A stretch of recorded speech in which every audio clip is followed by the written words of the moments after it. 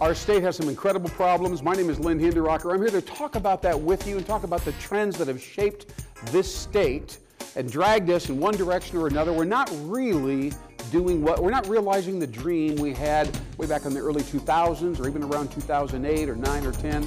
My name is Lynn Hinderrocker. Welcome to WowBiz Nebraska. We're going to get it on right now. Thanks for joining us on WowBiz Nebraska. I'm Lynn Hinderrocker. We're talking today about a very interesting, big idea that will bring talent back into the state. Okay, I'm going to say that a second. Bring talent back into Nebraska. This is the biggest issue the entire state has been grappling with for a number of years, since 2002. We have a solution. Stick with us today. And by the way, to help us analyze the solution and really get into it, my good friend and commentator, Mr. Bruce Arant. Thanks, Lynn. Thanks. Yeah, thank you for being here. You did a great job a few weeks back, and we're happy to have you here. You're a truly thoughtful guy, and we need a little bit of that right now as we think about our state's big challenges. Yeah. All right, it's a kind of a big deal. By the way, this is brought to you by Alpha Tech One Computer Repair. We're going to talk to you more about them later on, but they do come to your home or your office, take care of your equipment, bring it all the way back, take care of it, bring it, reinstall it. Alpha Tech One. Unbelievable skill and convenience. And then, of course, Curzon Promotional Graphics, been with us since the very beginning of this show. Outstanding for small projects and massive signage projects. C-U-R-Z-O-N, Curzon Promotional Graphics. Please do not forget them as you need your graphics handled, conceived, and produced. All right. You know, Bruce. What, Lynn? You know, I started analyzing Nebraska's problems in 2002. Okay, that's a ways back. Yeah, yeah. And when I start to dive into a topic, sometimes I generate an idea or two. I've seen that happen once or twice. Once or twice. Yeah. And so I've gone to Lincoln and occasionally talked to the Nebraska Department of Economic Development. I've done this a number of times between 2002 and this year, 2019. Okay, and what we've learned is that we're losing, as they told us with the Nebraska Chamber of Commerce told us recently, we're losing about 2,000 talented grads, college grads, a year. Wow. We're talking about people under 25, all right? They live here, they worked here, they go to school here, many of them in Lincoln and elsewhere, and they head for the hills. They take off. They take off when they're done with that. That means they take all the capital, all the intellectual, everything we've invested in these folks. Right. Right? Meanwhile, I think we all know that the rural counties in particular are kind of stagnant in terms of their population growth. Right? They're getting older and so on. And so that's kind of an issue. But here's the big issue, right? We can't really attract companies to come into the state of Nebraska if they can't find great talent, right, to hire and staff their operation. So it's a complex problem. Yeah, because the talent just took off for the hills. Right, right. Yeah. And took all the knowledge and intelligence. And energy. Energy, that's actually the key. What it is. That's what it is. And confidence, yeah.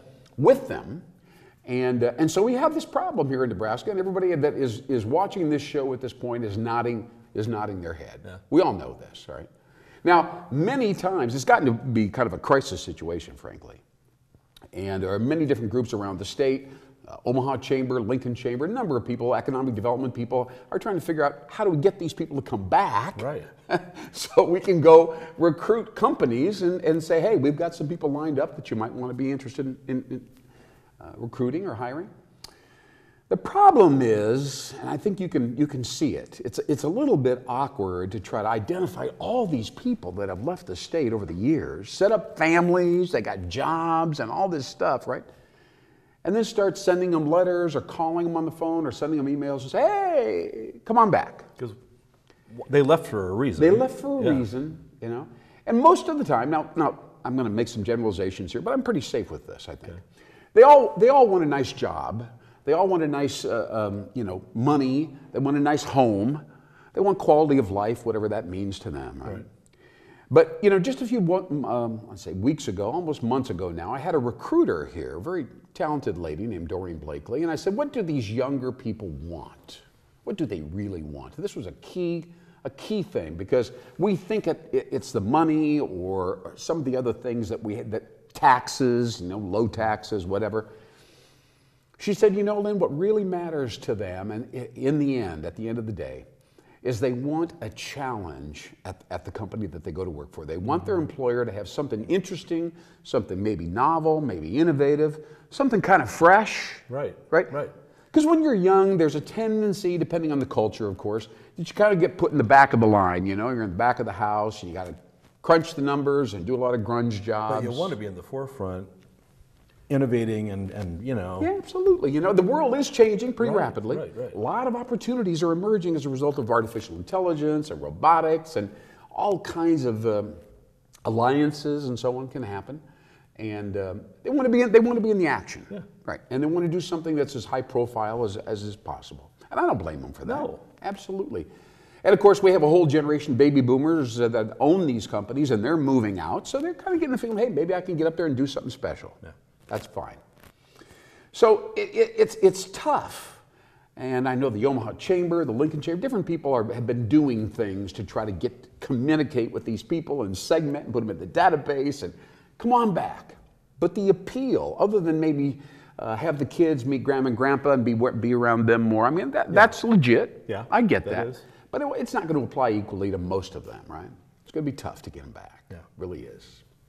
So if we flip it over, let's flip it over and say, okay, let's pretend that we were going to create some really interesting, challenging employment opportunities in some really interesting and challenging companies, right? Mm-hmm. Yeah. And so they would say, well, maybe I shouldn't leave. I mean, maybe there's something going on over here. You know? New progressive fields, new. Yeah, exactly right. Yeah. Okay, so how would we do that, right? So I'm thinking that we go to established companies, successful companies all across the state, many of them, right? Done very well for 20 years or more. Mm-hmm. But the problem with those companies, and I'll tell you, a CEO or a general manager, they'll admit this to you over time if you get to know them. These companies, when they start to succeed, they fall into a rut. First it's a routine, then it's a rut. Right? And they say, well, why mess with success? We'll just stick with this and keep on doing pretty much the same thing, same customers, same marketplace, keep going, right? But what happens is they start to atrophy inside, right? The spirit goes away. They don't see opportunities anymore. They're like this. They show up at 8:01 in the morning, they leave at 4:59. They're just putting in the time. Right. They're coasting, right. So I've come across an idea here. Eric Ries, I mentioned him to you before when we were chatting preliminarily. Yeah. He's got a very interesting book, 2 books actually, about startups and the importance of having a startup attitude, a growth mindset, and how different that is from the mindset of most of the company leaders and so on, these companies that have done very well for a long time. They're all about fixed position. Let's just hold on to what we got going. You know, they're just like parked there. Right. Fixed mindset. And he's saying you've got to go to a growth mindset. You've got to go back and start thinking as if your company is starting all over again. You're a startup. You're a startup. I mean, it's almost a freedom. It's like a releasing. Right. Even though you're 25 years old, you should be thinking like, just right out of the chute. See an opportunity. Moving into market segments. Innovating, experimenting, all right? I mean, that's a fundamental idea. That scares the heck out of a lot of CEOs. I was just going to say it's scary. Very scary, and I get that, you know. Nevertheless, that is the direction he has successfully outlined in a couple of his books. Startup thinking, one of the concepts of minimum viable prototype is a concept he dreamt up called MVP, minimum viable prototype, which is basically saying, hey, come up with a new product, scale it down, just have kind of a cheap, simple version of it, get it out there without putting too many resources in it. Test the water. Yeah. That's right, exactly. See what it's like, because you know it's not going to be perfect the first time. Right. It may not be perfect after 2 or 3 iterations, but it can get there, see? So you got to teach people in a culture not to worry about failure. Failure is nothing but a lesson to get to the next iteration. Yeah, just see if it has legs. See if it has legs. See if the customers will spend money on it. Sometimes they'll say, yeah, that's pretty cool, you know, but let's find out if they actually will spend some money on it. Right. Anyway, so the notion is if we can help companies here in Nebraska move into that mindset, I'm talking about hundreds now of companies, at least dozens, and do something interesting and then publicize it so they're really growing, make a big deal about it, let people know that this is happening here, the talent will come back. Because they'll see some progressive movement in the business front. Right. So we're looking for smart people who want to do something new. We're innovative, we're fresh, we're trying some new ideas, we're using technology, we're using the web, we're thinking ahead. Come join us. Come join us. Now that's a pitch. All things being equal. Money the same, nice You'll home. not only be attracting people who have left, you're going to be attracting people who have never been here. Well, that's right. That's the bonus, right? Yeah. That's the bonus. gravy. So I've called this idea. We have to come up with some name, right? Okay. All right. So I'm calling it, and then we'll take a little break here, and then we'll come back. But the name of this thing is Nebraska. You like that? That's cool. Yeah. That is cool. Nebraska, Nebraska. Yeah, we can stick a W in there, and all of a sudden, people are going, did you know there's something, they're doing some stuff up there, right? It's kind of new. It's kind of interesting, kind of attractive. That is clever. I like maybe we should scooch back there and check it out. Maybe be better quality of life, more affordable housing. I mean, whatever it is, whatever they want to rationalize. But the fact of the matter is, anybody that says we're part of the Nebraska movement, because they're going to know what is new. What's new? Yeah, I mean, but yeah, isn't that what Peggy Lee said? I don't know. It's just way back in the field. What's new? Anyway, yeah. No, I think newness is what Nebraska lacks. Huh. We're stable, we're steady, we're tried and true. Kind of boring. We need to be new. That's my thought. That sounds good, though. Does that sound interesting? I like that. It's got a little hook to it, yeah. And I think we could probably promote it and so on. Now, it comes out in training. I mean, that's the first manifestation of it, right? These companies have got to say, okay, let's start over. Let's reinvent ourselves. Let's see what happens. And how do we do that? And how do we do that, see? And how do you set up training? How do you set up within an existing company? What are you going to train us to do? What's it going to cost to do that? How is it going to manifest and come out? What are going to be the outcomes? And ultimately, how do we publicize and let people, when this thing works, how do we let people know that, hey, we're doing something special? And we're a part of it. We're a part of this Nebraska thing, and we want to go deeper, and we want to attract people as a result. How do we get that done? So it's a slightly indirect approach to attracting talented people to Nebraska's companies. But I think there's a win-win-win proposition all the way down the line. Well, I would hope any business owner who recognizes the problem of the attrition is going to say, hey, got to take a look. This is at least worth a shot to think about this. Absolutely. All right, listen, we're going to come back in a second, all right?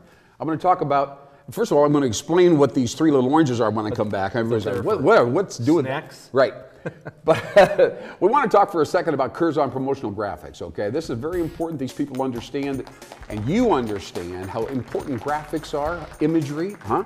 I'm talking to an illustrator over here, so very important in the web world. People are moving so fast with their emails and skimming their Facebook pages and so on, only arresting images, sometimes that have been optimized or tweaked. That's what'll stop you. That's what'll stop you.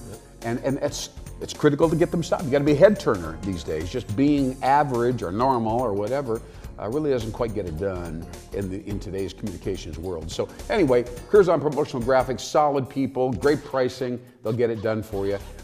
Now we want to talk about AlphaTech1.com. AlphaTech One has stolen a page from the grocery store delivery business or the restaurant and food delivery business. Right? Both those industries are really, they put a lot of resources into delivery. It's a big deal, man. It's become huge. Oh my goodness. So somebody said, hey, I got a little computer repair shop. I know everything there is to know about the viruses and all the things that go into these things, hardware and software. Why don't I take a page out of that book and agree to extend that convenience to people? Go out and pick up their computers. Take them out of their home or office, take them back to the workshop, get them fixed, deliver them. What more could you ask? Yeah. It's such a sweet solution to a problem. I know people that have let their computers go for 2-3 years because it's such a pain. Well, they don't want the hassle of having it's such a hassle and get with the cords cords and I don't know and sitting around waiting for the thing to. It's ridiculous. Yeah. Well, anyway, so AlphaTech One will solve that problem. Very smart guy, knows what he's doing. So go to AlphaTech1.com, Curzon promotional graphics. Tell them WowBiz Nebraska sent you. It'll be a good thing for everybody involved. Okay, we're back. Okay. Yeah. Now listen. So we've set the stage, the importance and the need for Nebraska, right? Okay. Business training, Right. that takes businesses back to their kind of their early entrepreneurial years, and kind of inculcates this into their culture, right? So that they can feel comfortable opening up new market spaces, finding out what underserved needs, quote unquote, the customers have, because customers are changing, right? Things are moving pretty fast. Technology, younger people, got a whole new demographic in the marketplace, right? Gen X or Gen Y is now bigger than the baby boomer generation ever was. Wow, really? Yeah. Baby boomers are 76 million, and Gen Y is, I think, 80 million. Wow, I didn't know. So it's tremendous purchasing power, but they have different perspectives, different issues. Oh, absolutely. I just read today in the Wall Street Journal that they struggle with alone time. They struggle with relationships. They don't have nearly as many true friends as we thought they did. You know, we're connected with everybody, but we don't know any of them. Right. And they don't know us. Superficial. Very superficial. And so they end up spending a lot of alone time, don't know how to meet people in the market. Can you imagine? That's an amazing thing. Foreign to me because, well, you and I grew up in right. We got together. The handshake era. That's right. You know? Pick up the phone. Hey, Bruce. Right. Okay, so anyway, they're an interesting generation. They're looking for a new opportunity. I use the word new. They want something new because they know that if they can't find it in Nebraska, there will be new companies, new divisions, new products, new ways of getting things done. You know, well, and you hear elsewhere. about companies all the time. You read in Fast Company magazine or people like that. You're reading about all these innovative, cool companies. They're reading about it. You want to go work for because they're so on the edge, and you know. That's right. That's right. That's exactly right. So, so that's what this Nebraska thing is all about. Okay. And I want your counsel and your advice here as we go through the back end of the show. How to popularize it, how to sell it, how to distribute, and how to service the need. How many different companies can we handle? Do you think I should bring people on as trainers? You know, this is a special deal, right?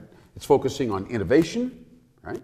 It's not a little thing. Culture inside of a company, huge thing, huge deal. Yeah. If somebody has a bad attitude or whatever, they don't like to work with each other, or the team works bad or whatever, not going to work. A lot of times people don't like change. Yes, they don't like change. Management's a part of this, right?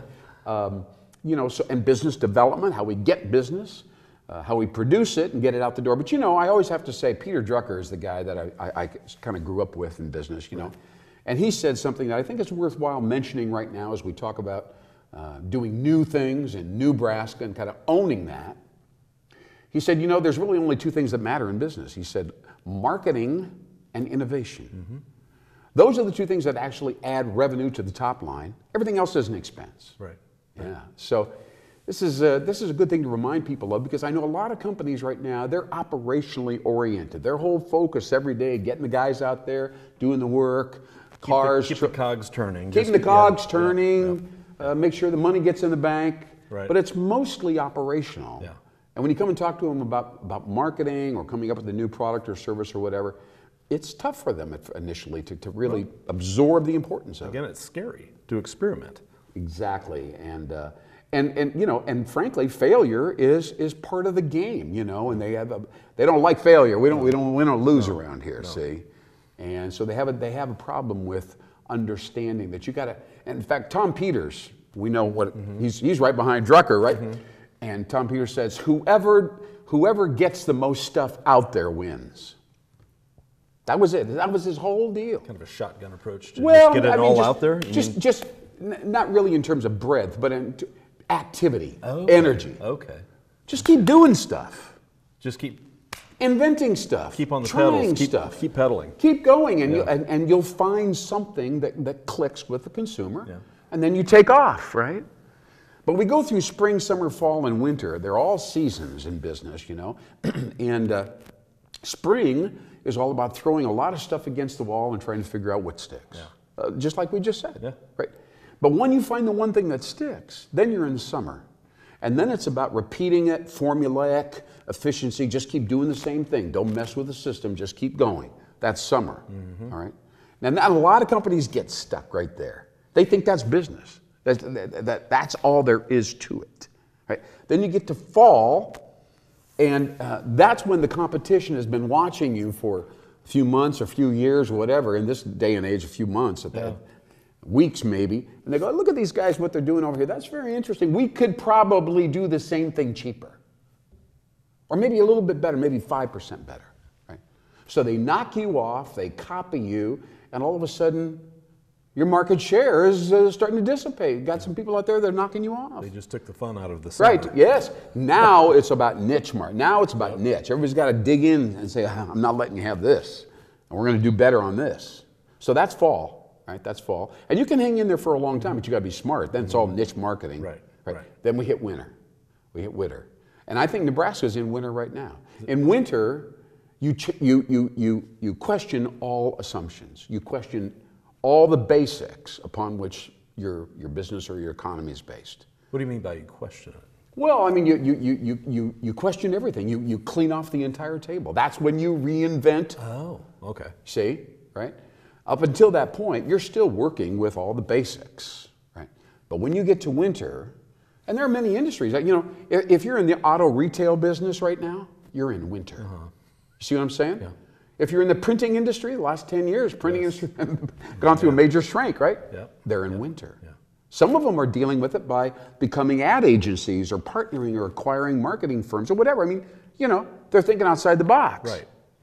Absolutely. So anyway, that kind of learning and thinking needs to be brought to these companies across the state so they can say, oh, I didn't really realize that. We need to rethink. We need to be new. Need to be new.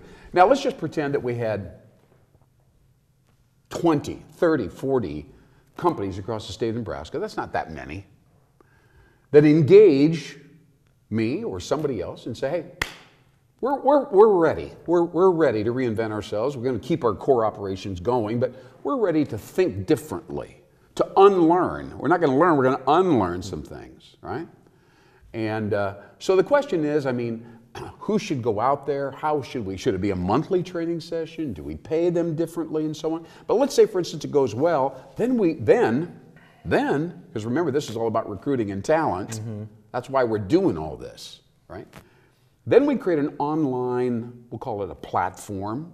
It's an overused word, but whatever. An online platform. And only if you buy into the Nebraska thing, if you're a client, if you're a company that's into it, and you're doing the training, you're working hard to reinvent yourself, be fresh, be exciting, be new, put you up on that platform. Right? Publicize it. Good PR thing. So people can think you're a forward-thinking company. Now you hear me, right? Double-digit growth, top-line sales increasing, new people coming in, excitement going on here, new product development and so on.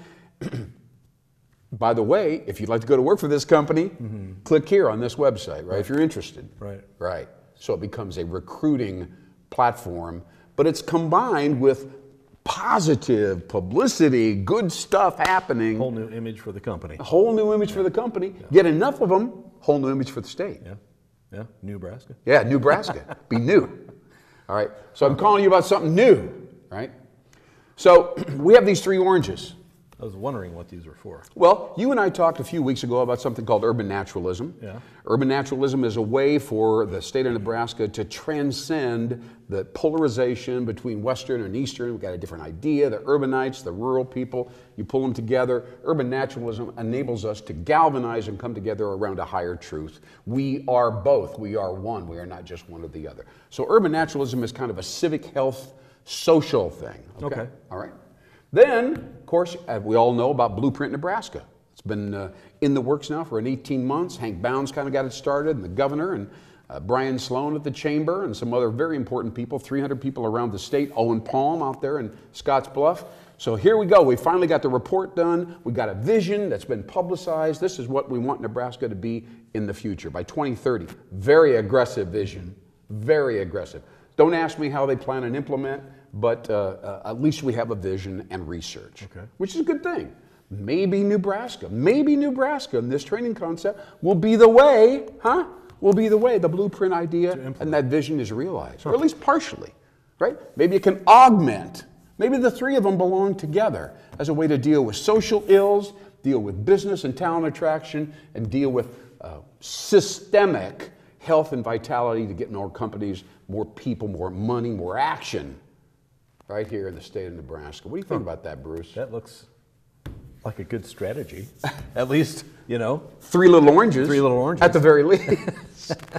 All right, my friend, listen, thank you so much. I appreciate you listening to me and going through this whole thing. You didn't know we were going to end up with I had no idea. That's what the oranges are all about. Yeah. All right, so here we are on WowBiz Nebraska. I'm Lynn Hinderrocker with Bruce Arant. We're talking about something heavy and deep and systemic right now, but the most important issue in the entire state, attracting smart people, keeping them in the state, building our company, building the economy, and having high moral courage and leadership at the same time as economic health. What do you think about that? Good, huh? Yeah. Excellent. Good stuff. Check you out next time. We'll see you next time on WowBiz Nebraska. Don't forget about the 3 oranges. We'll talk to you one more time.